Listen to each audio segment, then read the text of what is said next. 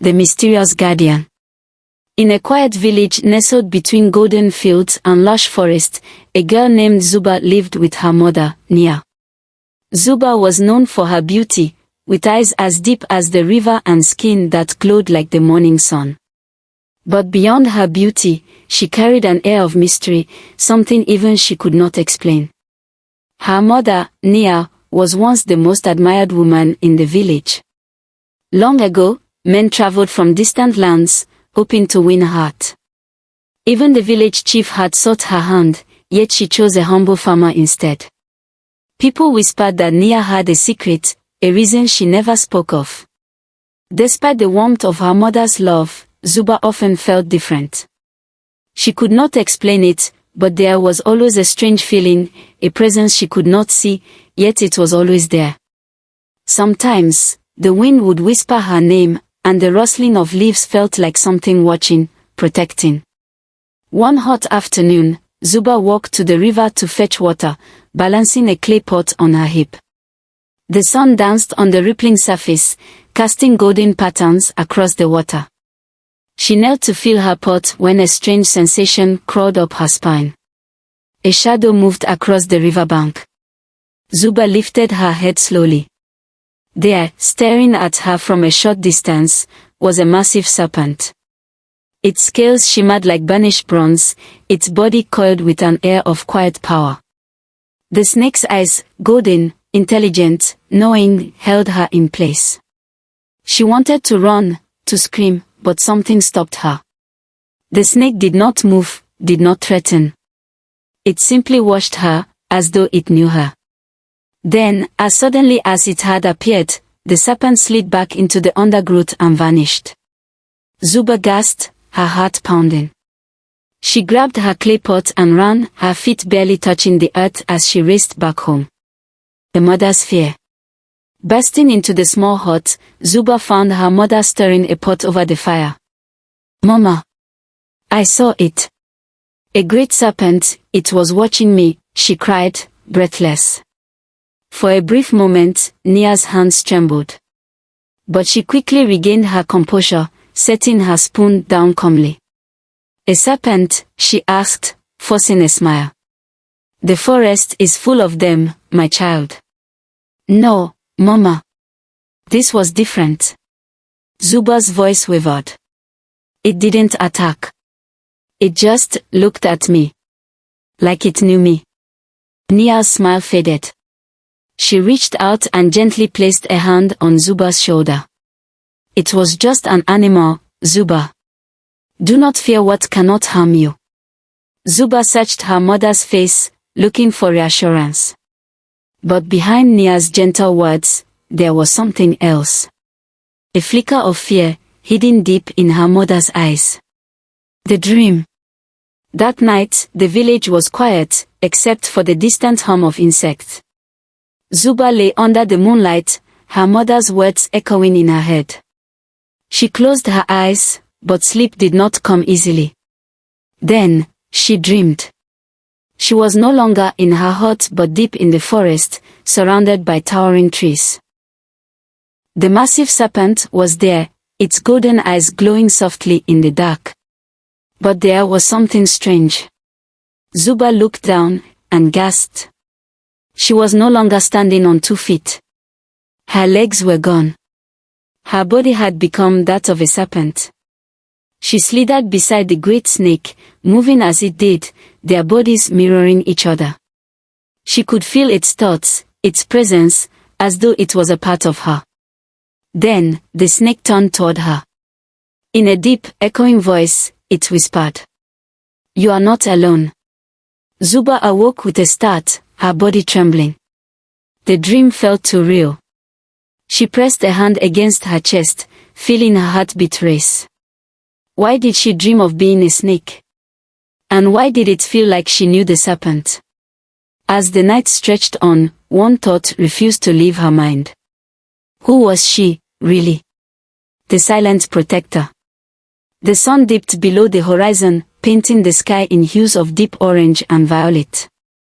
The village fires crackled, casting shadows against the mud brick huts. But Zuba could not shake the feeling that something unseen watched over her, not just in her dreams, but in the waking world too. Ever since she had seen the great serpent by the river, strange things had been happening. A silent guardian. One evening, as Zuba gathered firewood near the outskirts of the village, she stepped forward to pick up a bundle of dry branches. Just as her foot hovered above the ground, a loud hiss pierced the silence. Zuba froze. Before her, hidden in the dried leaves, was a deadly scorpion, its venomous tail poised to strike. She gasped, stepping back quickly. The massive serpent slithered just ahead, its golden eyes fixed on her. It let out another low, warning hiss, then retreated into the undergrowth as swiftly as it had come. Zuba's hands trembled. Was it protecting her? Days later, she faced another danger. As she walked through the village, a sudden gust of wind rustled the trees above. Without warning, a large, rotting tree branch snapped, crashing down exactly where she had been standing. But at that very moment, the serpent appeared again, hissing sharply, drawing her attention just before the branch fell. Had she not moved, the branch would have crushed her. It was too much to ignore now. The serpent was not just watching her. It was saving her. Fear and rumors. The villagers began to notice. Whispers spread like wildfire. Did you hear? A great snake follows Zuba wherever she goes. The serpent appears every time danger comes. Could it be magic? No girl is that lucky. She must have some dark power. Fear twisted their words, turning them into suspicion. But Moyo, a jealous girl who had always envied Zuba, saw this as an opportunity. Moyo had once hoped to marry a wealthy hunter, but he only had eyes for Zuba. This made her bitter, and now she had a reason to turn the village against her rival. One evening, she gathered a group of villagers and told them what she had seen. Zuba commands the snake. It is her spirit guardian, she whispered. Have you ever seen a wild snake protect a human? No, because it is not natural. She walks with darkness. She controls the beast with sorcery. The villagers, already frightened by the strange occurrences, believed her. From that day, many began to avoid Zuba. Women whispered behind their hands when she passed. Children were pulled away from her path. Even some of her childhood friends refused to speak to her. Zuba felt the weight of their fear pressing down on her. But one person did not turn away. Ton's promise. Ton was one of the strongest young men in the village, a skilled hunter, known for his bravery. Unlike the others, he did not fear Zuba. He saw her kindness, her gentle heart, and refused to believe the dark rumors. One evening, as Zuba sat by the river, lost in thought, Ton approached her. Why do you sit alone, Zuba? He asked gently. She sighed. Because no one believes me. They think I control the serpent. But I don't even understand it myself. Ton knelt beside her. I don't care what they say. I know who you are. And I want to be by your side. Zuba looked at him, searching his face for any sign of doubt. But all she saw was honesty. Slowly, a smile touched her lips. Ton's words filled her with warmth. Days later, he met with her mother, Nia, and declared his intentions to marry Zuba. Despite the village rumors, the news of their engagement spread with excitement. Zuba felt hope for the first time in weeks. Perhaps, just maybe, life would finally return to normal. A warning in the night. That night, Zuba drifted into a restless sleep. But once again, the serpent entered her dreams. This time, the vision was different. She saw herself standing in the middle of the village, dressed in beautiful wedding robes. Ton was there, his hands holding hers. But something felt wrong. The sky above darkened, turning a deep shade of red. The villagers stood around them, but their faces were blurred, unfamiliar. Then, From the shadows, the great serpent appeared. Its golden eyes locked onto hers, not with warmth, but with urgency. It let out a loud hiss, shaking the ground beneath them. Suddenly, Zuba saw Ton's face twist into something else, something cruel, deceptive. The dream shattered. Zuba woke up with a gasp, her heart pounding. The warning was clear. Something terrible was about to happen. But what? And why was the serpent trying to protect her? To be continued, the disastrous ceremony. The day of Zuba and Ton's engagement arrived, and the village was alive with celebration. Women dressed in vibrant fabrics sang joyous songs as the drums echoed across the land. Children danced, elders smiled, and for the first time in weeks, Zuba felt hope. She wore a stunning red and gold wrap, adorned with delicate beads that shimmered in the sunlight. Her mother, Nia, beamed with pride, placing a gentle hand on her daughter's shoulder. "This is your moment, my child," she whispered. "No one can take your happiness from you." But deep in Zuba's heart, something felt off. She remembered the serpent's warning in her dream, the way it had looked at her, as if pleading with her to see something she could not understand. She pushed the thought away. Today was about her and Ton. Or so she thought. A ceremony interrupted. The villagers gathered in a wide clearing, surrounding a decorated platform where the engagement ritual was to take place. Ton, dressed in a fine hunter's tunic, stood before Zuba, holding a string of ceremonial beads, a symbol of their union. A hush fell over the crowd as he lifted the beads toward Zuba's hands. Then, a loud, hissing sound pierced the air. Gasps rippled through the gathering. Women clutched their children. Men reached for their weapons. Zuba's breath caught in her throat. The serpent had returned. It was larger than ever, its golden eyes reflecting the sunlight. It slithered into the center of the gathering, its powerful body coiling protectively between Zuba and Ton. The air grew thick with fear and panic. "It's the cursed snake," someone cried. "What does it want?" another shouted. Ton's face drained of color. He stumbled back, his hands shaking. "Zuba, what is this? What have you done?" Ton, Zuba started, but her words died as she saw the terror in his eyes. He stepped away from her. Then, without another word, he turned and ran. Not once did he look back. Betrayal and judgment. The whispers turned into shouts of anger. "She's cursed. She summoned the snake.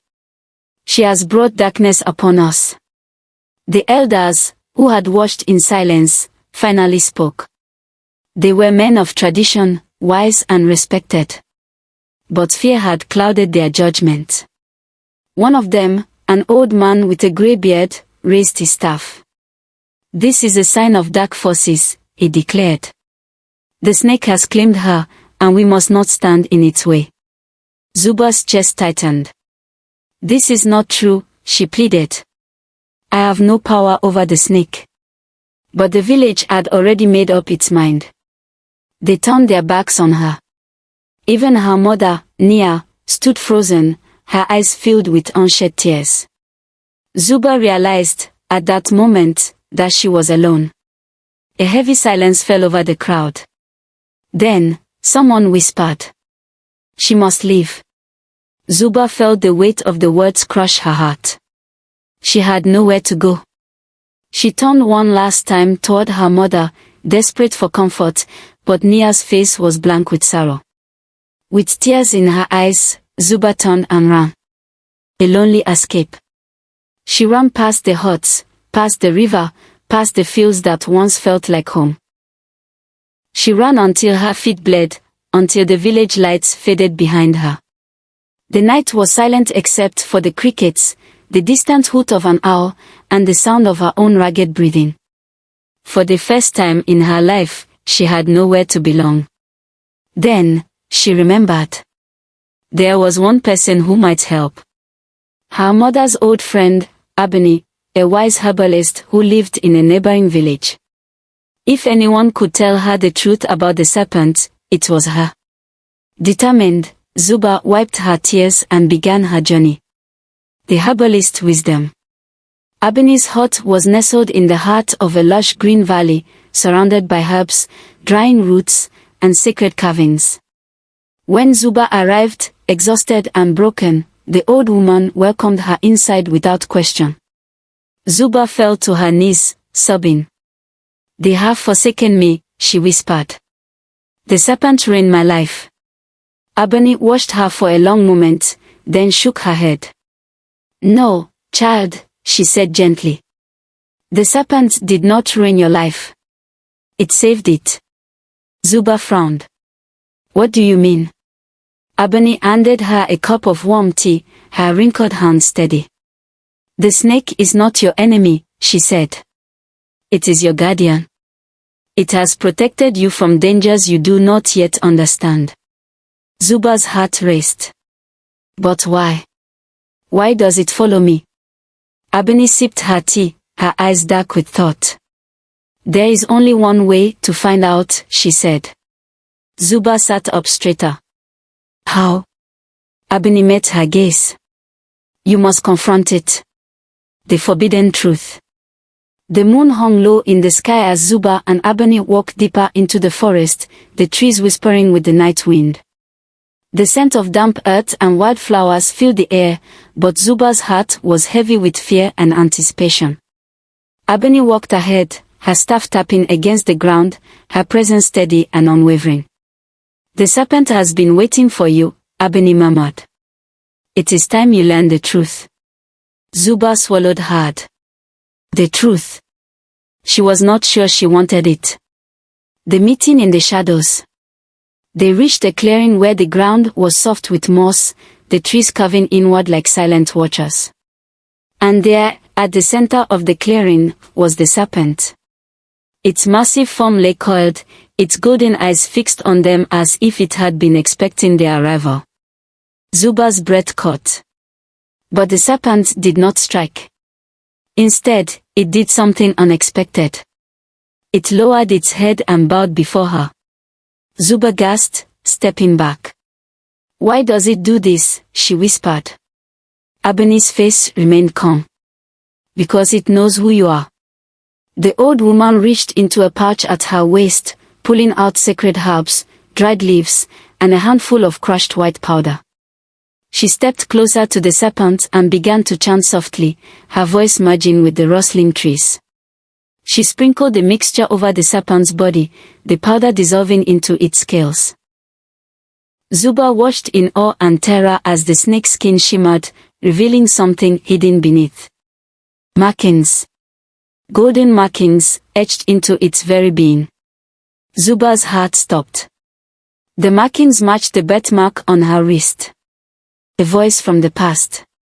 The serpent lifted its head, its golden eyes looking onto hers. Then, it spoke. Its voice was not harsh or monstrous. It was soft, feminine, and familiar. "Zuba." Zuba staggered back, her hands trembling. Abeni remained still, watching, as if she had expected this all along. The serpent slithered closer, but its movements were gentle, almost hesitant. "My name is Zora," it said. "And I am your sister." Zuba felt the world tilt around her. "What?" she whispered, her voice barely audible. The serpent, Zara, called slightly, as if unsure how to continue. "I was born with you, Zuba," she said. "But I was not human like you. The elders called it a curse.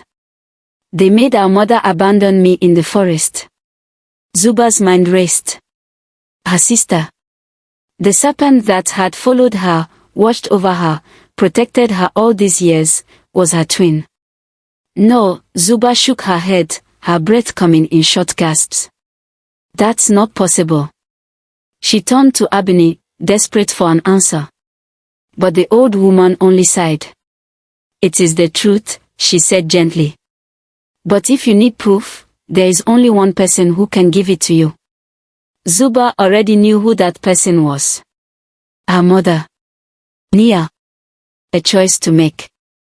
The night air was thick with silence. Zuba felt like she was drowning in a sea of emotions, shock, fear, anger, sorrow. She turned back to Zora, who still watched her with longing. All this time, you've been protecting me?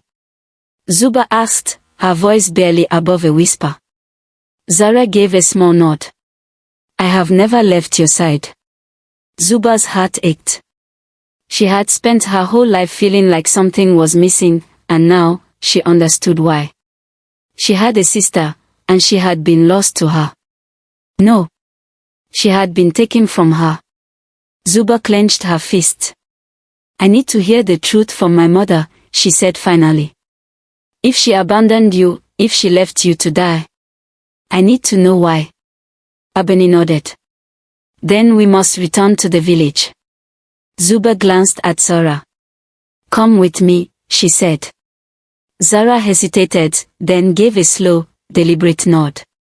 Together, they turned toward the path leading home, toward the truth that had been buried for too long. The mother's secret. The village was quiet as Zuba approached her mother's hut. The night was deep, the air thick with the scent of burning wood and distant rain.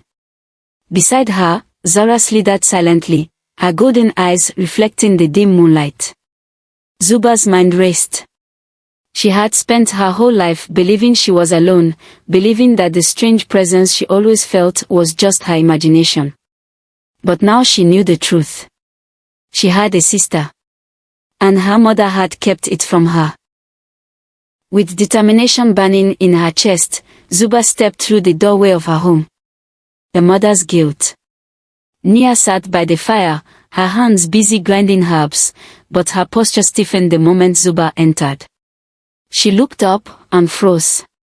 Her eyes widened as she saw Zora, caught just outside the hut. For a moment, silence hung between them.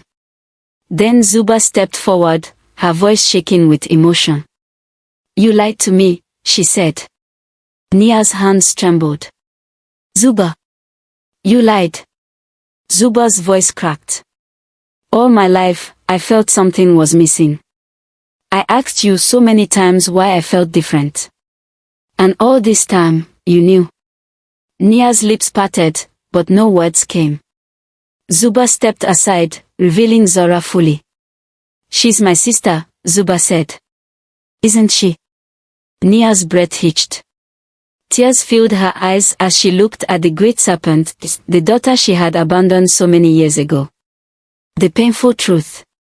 Nia swallowed hard, her shoulders sagging with the weight of an old secret. Sit down, my child, she said softly. But Zuba didn't move. Nia took a deep breath, her fingers clenching her dress as if holding onto a past too painful to recall. Yes, she finally whispered. Zora is your twin. Zuba felt the words strike her chest like a blade. Nia wiped a tear from her cheek. I carried both of you in my womb, she continued. But when I gave birth, one of you was human. Her voice trembled. And the other was a serpent.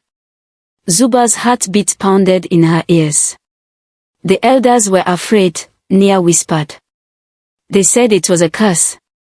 That if the village knew, they would banish me, or worse. Tears slipped down her face. They forced me to take her away. To leave her in the wilderness. Zuba felt her breath shake. Her sister, her own blood, had been thrown away like nothing. And yet, despite it all, Zara had survived. Despite it all, she had never left her side. She should have died, Nia sobbed. But she didn't. Somehow, she lived. And all these years, she's been protecting you. A sister's pain. Zuba turned to Zora, whose golden eyes held no anger, no hatred, only quiet understanding. But Zuba felt the weight of it. She imagined Zora alone in the wilderness, abandoned, confused, helpless. She imagined her watching from the shadows, growing up in a world that feared her, a world that never gave her a chance. A world where she was nothing but a curse. Zuba's hands curled into fists. How could you do this? She demanded. She is your daughter. Nia covered her face, sobbing into her hands. I had no choice, she whispered. Zuba shook her head. No, she said. You did have a choice. You chose to let fear decide for you. She turned to Zora, her voice firm.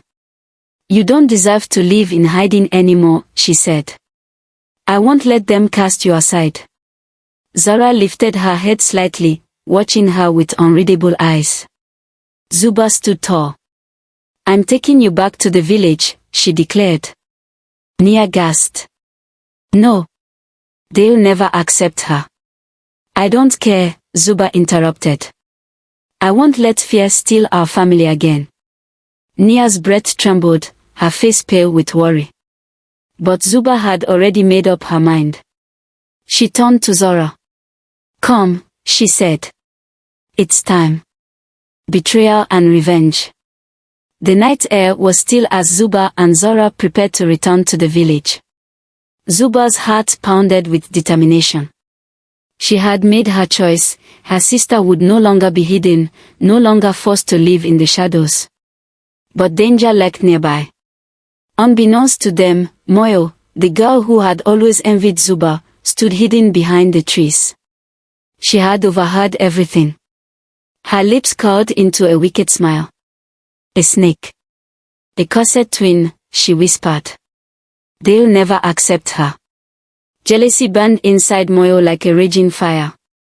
She had lost everything to Zuba, attention, admiration, and now even Tond, who once sought Zuba's hand. But she would not lose her place in the village. Not to a beast. She had to act before it was too late. Moyo turned and ran toward the village, determined to destroy Zora once and for all. A village set on fire. By the time Zuba and Zora reached the edge of the village, chaos had already begun. Villagers gathered in the center, their faces twisted in fear and anger. Moyo stood among them, her voice ringing with urgency. She's bringing the serpent here. Do you not see? The cursed one has returned to take her place among us. The people murmured, glancing at one another, fear creeping into their eyes. This is madness, one elder muttered. A snake can never be one of us. Moyo smiled inwardly. Her words were working. She lifted her arms, her voice growing louder.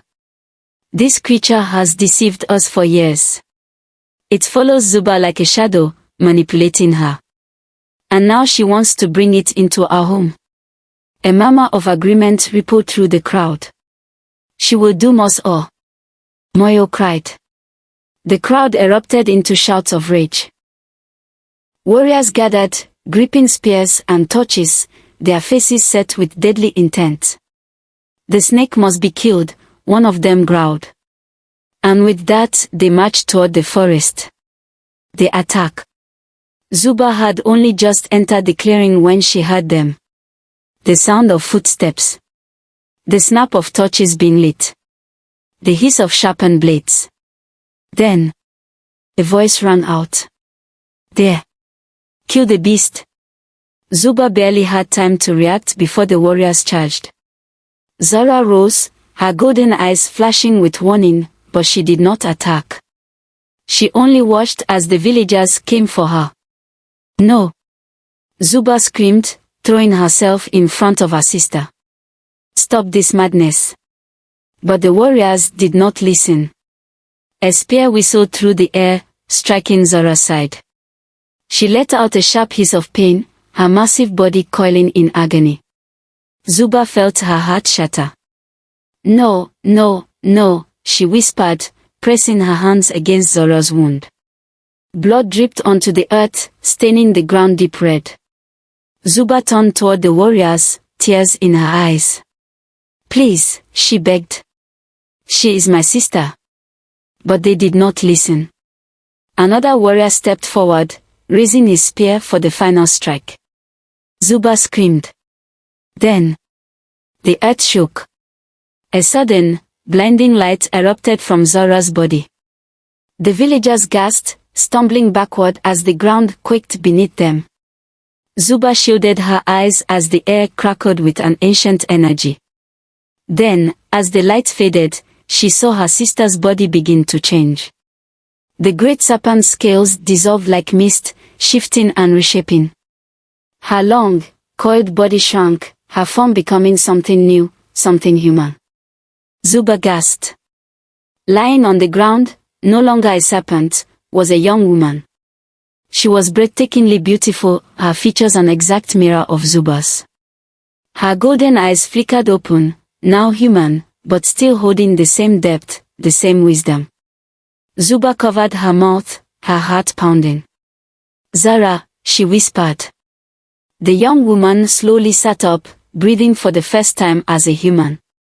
The villagers stood frozen in shock. Even Moyo, who had been so certain of her plan, looked like she had seen a ghost. Zuba turned toward the crowd, her voice strong and unwavering. She was never a curse. She pointed at Moyo. "But your jealousy. That is the true curse upon this village." Moyo's face paled, her hands trembling. She had failed. The truth had been revealed, and there was nothing she could do to change it. The warriors, once ready to strike, lowered their weapons in stunned silence. The village elder stepped forward, his face filled with regret.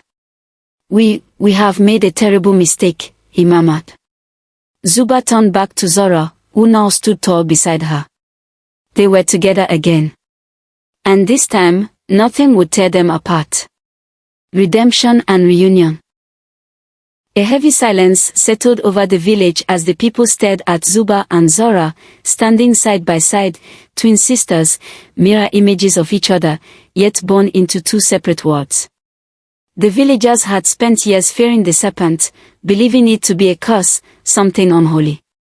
But now, the truth stood before them in human form. The village elder, the same man who had once declared Zora a curse, stepped forward with trembling hands. His old eyes were filled with shame and sorrow. "We have been blind," he said, his voice breaking. "We let fear lead us, and in doing so, we turned against one of our own." He looked at Zora, his face full of regret. "Child, we wronged you. We cast you away when you should have been protected, loved." He lowered his head. "Can you ever forgive us?" The villagers murmured in agreement, some nodding, others unable to meet Zora's gaze. Zuba held her breath, looking at her sister. Would she forgive them? Zora studied the faces of the people who had feared her for so long. There was remorse in their eyes now, but she knew their hearts could never fully change. She took a deep breath and finally spoke. "I forgive you," she said softly. A collective sigh of relief rippled through the crowd. "But," she continued, her voice firm, "I cannot stay here." A hush fell over the village again. Zuba turned to her in surprise. "Zora." Zora shook her head. "This is not my home. It never was. Even if they accept me now, they will always see me as something different."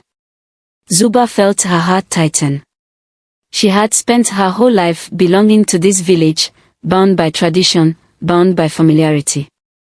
But now she saw it with new eyes. Could she really stay, knowing what they had done? Knowing they would never truly see Zora as one of them? The answer was clear. Zuba took Zora's hand, her voice strong and certain. "Then I will go with you." The crowd gasped. Even Nia looked stunned. "Zuba, you don't have to," Zora began. But Zuba smiled, squeezing her sister's hand. "You protected me when I didn't even know you existed," she said. "Now it's my turn to protect you." Zora's eyes shone with emotion. The two sisters turned to leave. The truth about turned. Just as they reached the edge of the village, Zora hesitated. "There's something I have to tell you before we go," she said. Zuba frowned. "What is it?" Zora took a deep breath.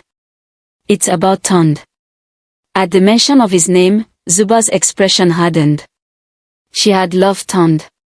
Trusted him. Yet the moment the serpent appeared, he had abandoned her without hesitation. Zora's golden eyes darkened. He never truly loved you. Zuba felt a cold chill run through her. What? Zora's voice was steady, but her words cut deep. He made a bet with the other young men of the village. They doubted he could win your heart, so he swore he would. That's why he courted you. That's why he promised to marry you. Zuba's breath caught. She clenched her fist, her heart pounding. All those stolen moments, the whispered promises, the dreams she had built around him, all of it had been a lie. Tond had never planned to stay. And the moment he had an excuse to leave her, he took it. Zuba closed her eyes for a moment, steadying herself. Then, to Zora's surprise, she laughed softly. You're not angry? Zora asked. Zuba exhaled. I'm grateful. Zora raised an eyebrow. Zuba turned to her sister, her eyes bright with clarity and strength. If you hadn't been there, I would have spent my life with someone who never truly cared about me. I would have lived a lie. She shook her head. But now, I'm free. She smiled, feeling lighter than she had in years. Zora smiled back. Then let's go, sister. And with that, the two sisters disappeared into the forest, their spirits intertwined, stronger than ever. The legend lives on. The village was never the same again. The people spoke of Zuba and Zora, the twin sisters, one born human, one born a serpent, who defied fate and chose each other over the fear of others. Some said they traveled across the lands, healing those who had been cast aside. Others whispered that Zora, with her golden eyes and strange wisdom, had been touched by ancient magic, destined to guide lost souls. But all agreed on one thing. The tale of the sisters would never be forgotten. And so, for generations, their story was passed down. A story of love and betrayal. A story of jealousy and redemption. A story that taught the village a lesson they would never forget. Fear divides. But love, true love, always finds a way. The end.